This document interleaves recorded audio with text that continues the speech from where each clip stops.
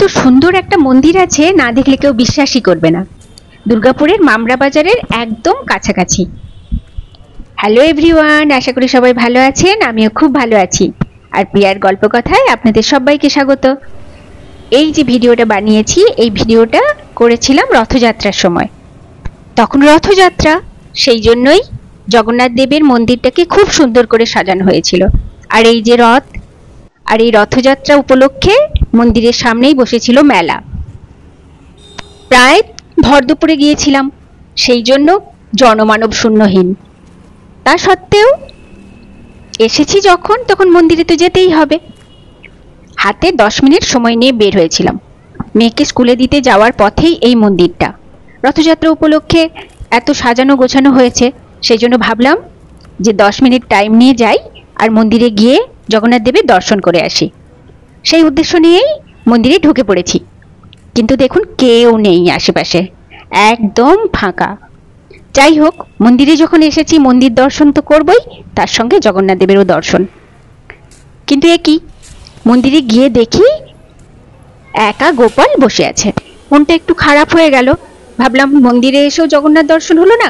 হঠাৎ পেছন ফিরে তাকিয়ে দেখি ছোট গোপাল জগন্নাথ, বলরাম, সুভদ্রা নিয়ে দাঁড়িয়ে আছে। তোমার নাম কি? ও বাবা, কত সুন্দর দেখি। বাহ। আর এইটা, এই রথটা তোমার? এই ছোট রথটা তোমার, আর এই ঠাকুরটাও তোমার? বেশ খানিক অবাক লাগলো জানেন। মনে মনে দুঃখ করছিলাম যে জগন্নাথ মন্দিরে এসে জগন্নাথ দর্শন হবে না বোধহয়। আসলে রথযাত্রা উপলক্ষে ওনারা গিয়েছেন মাসির বাড়ি, তাই আমার দেখা হলো না। কেমন সুন্দর লাগে। বাহ, এই তো দেখুন, গোপাল আমার মনস্কামনা পূর্ণ করলো। ছোটু বাবুর ছোট রথ, ছোটু ঠাকুর। বাহ। টাটা করে দাও আমাকে, আমি চলে যাই। টাটা। এবছর রথযাত্রার দিন জগন্নাথ দেবের দর্শনও হয়নি, আর রথটানাও দেখা হয়নি।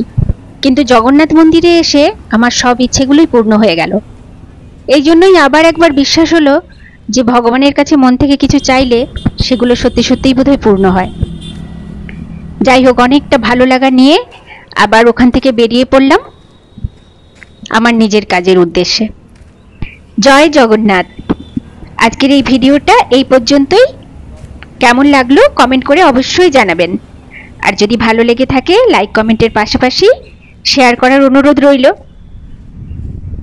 দেখা হবে পরবর্তী কোনো ভিডিওতে, ফুল, পাখি অথবা গল্পের ভিডিও।